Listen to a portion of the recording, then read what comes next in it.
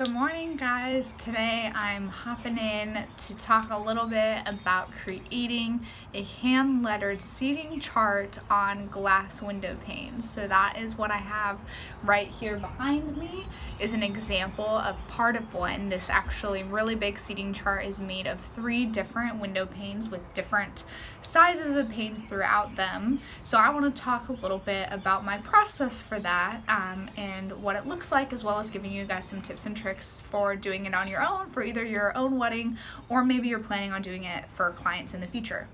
So first things first, it's always really helpful to make sure that you're on exactly the same page as your client or anyone that you're lettering a seating chart for or doing any sort of project for, which is why I always take the time to create a digital mock-up or sketch in Illustrator. So that's what this is. This is every single window pane that they have. This one actually has 4 panes instead of 3, so I had to correct that later, but this gives them a really good idea of layout for what everything is going to look like. One other quick thing about the layout as well is that you do not have to write down every single name in the layout. The layout is just to give your client a good idea of what things are going to turn out in the end and what the layout is going to be. So you'll actually see that I've written here first person, second person, third person, fourth person, etc. on the chart to show where the names will go, because on average there are 8 people per table. There are a couple exceptions for this client where there's sometimes 7 people per table, sometimes 9 people per table. But that at least gives them like a really good idea of where everything is going to go on the window. And then once I have the name list from my client, which is what these actually are with the table numbers and the names of every person at the table, that's the information I use to obviously letter the seating chart right onto the glass. So my favorite marker to use for this is actually the VersaChalk chalkboard marker.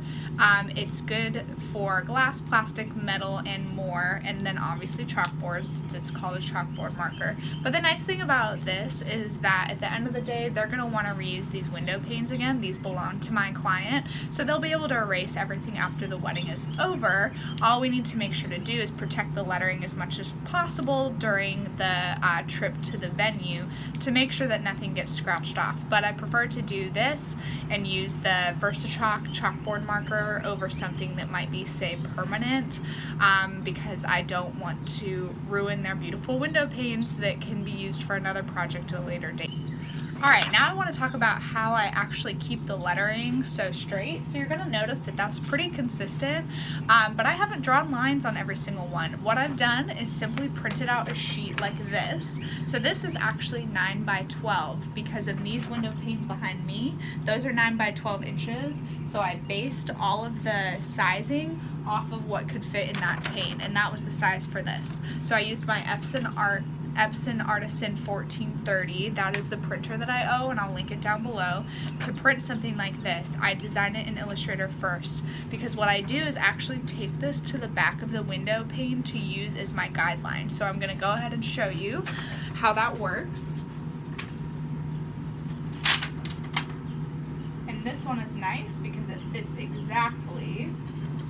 You just want to make sure that it's straight.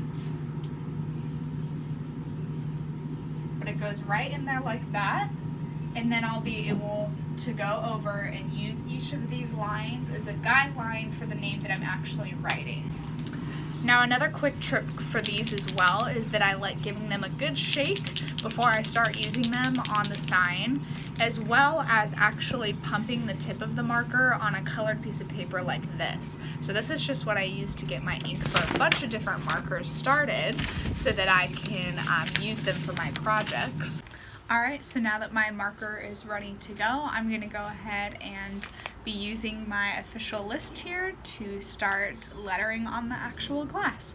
And before you start lettering on the glass, it's a really smart idea to be cleaning off every single pane with Windex first, or some sort of glass cleaner that will allow you to have a really nice and clean finish with your marker. Plus, you want it to look clean for your clients anyway.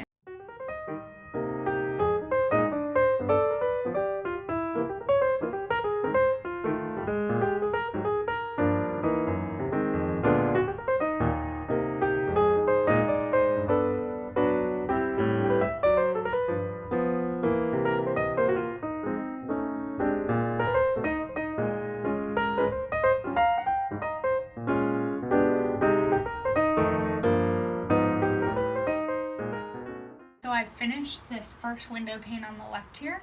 So I'm going to go ahead and take the sheet off behind it to show you guys the final result.